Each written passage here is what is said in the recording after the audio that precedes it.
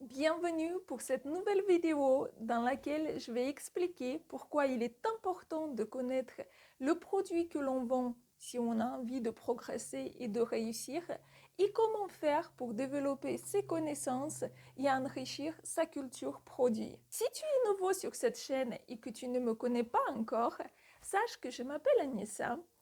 Actuellement, je suis responsable de magasin de prêt-à-porter féminin et depuis peu, je partage mon expérience dans le domaine de la vente afin d'aider les étudiants, les personnes en reconversion professionnelle et tous ceux qui veulent se lancer dans cette aventure que j'appelle le commerce ou qui l'exercent déjà.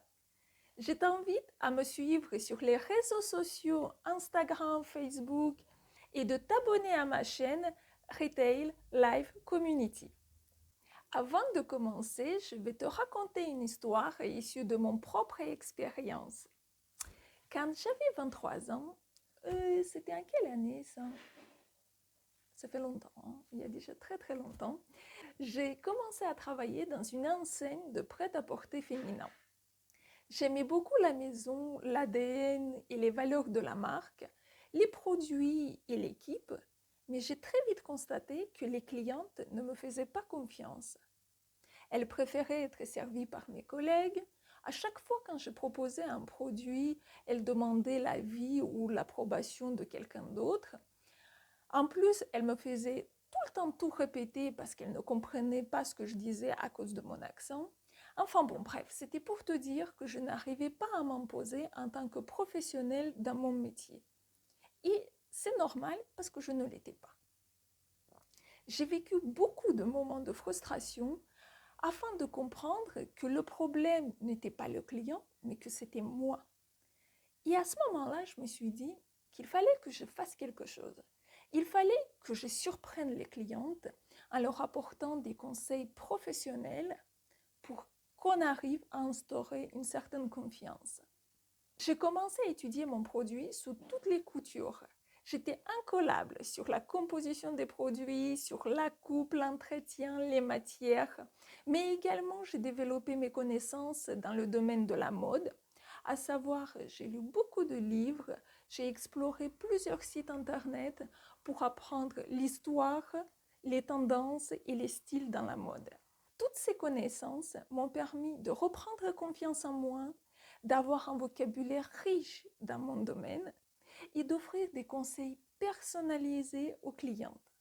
Pourquoi je t'ai raconté cette histoire? Parce qu'on peut en retirer plusieurs leçons et je vais en venir tout de suite. Si tu as décidé d'être un vendeur, d'ouvrir une boutique et de vendre un certain produit, ça veut dire que tu es déjà convaincu par ce que tu vas faire. Ça veut dire que le domaine te plaît et tu es enthousiaste de pouvoir conseiller et de guider les clients. Sauf que ce n'est pas parce que tu aimes un produit, que tu le connais parfaitement bien et que tu sauras bien le conseiller. Comme moi, dans l'histoire que je viens de te raconter, j'adorais le milieu, mais je n'avais pas assez de connaissances techniques pour m'affirmer devant les clientes. Maintenant, regardons ensemble qu'est-ce que ça veut dire maîtriser son produit. Tout dépend de quel domaine s'agit-il, mais voici quelques règles générales.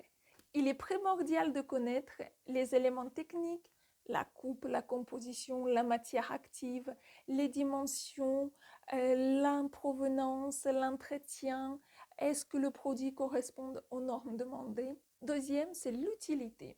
Vous devez maîtriser la démonstration du produit, qu'est-ce qu'il fait, qu'est-ce qu'il ne fait pas et qu'est-ce qu'il va apporter au client. Troisièmement, c'est les tendances du marché.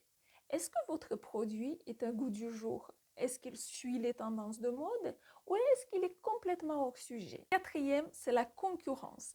Il faut savoir ce qui se passe ailleurs. Regardez qu'est-ce que font vos concurrents. En quoi votre produit est différent, meilleur ou moins bon que celui du voisin. Et en cinquième, c'est le feedback de tes clients. Il est important que tu connaisses les avis des clients sur ton produit. Est-ce qu'ils sont contents? Est-ce qu'ils vont le racheter? Parce que toutes ces informations vont te permettre de faire des remontées, d'améliorer le produit en l'occurrence, et ainsi de faire progresser tes ventes. Maintenant que tu connais les éléments que tu dois maîtriser, Je te donne juste quelques raisons pourquoi tu dois le faire. Si je reviens à mon histoire personnelle, je dirais qu'en premier, les connaissances de ton produit te permettent d'avoir confiance en toi face à un client et t'imposer en tant que professionnel dans ton domaine. Puisque aujourd'hui, le rôle du vendeur est de conseiller ses clients, résoudre leurs problèmes, apporter des solutions et ainsi les fidéliser. En deuxième, je dirais qu'un vendeur qui connaît ses produits sur les bouts des doigts est un vendeur qui vend plus et qui vend mieux. Pourquoi plus? Parce qu'une maîtrise parfaite de ton produit te permettra d'augmenter ton indice de vente en apportant des solutions complémentaires à ton client. Et pourquoi mieux? Parce que tu vas conseiller le bon produit à la bonne cliente. Comme ça t'évitera d'avoir des retours, de faire des échanges ou de passer ton temps à résoudre les SAV. Et en troisième, une bonne connaissance de tes produits permet de répondre aux objections des clients. Un client, il émet des objections parce qu'il a besoin d'être rassuré. Donc toi, tu vas piocher les bons arguments qui seront adaptés à la situation du client.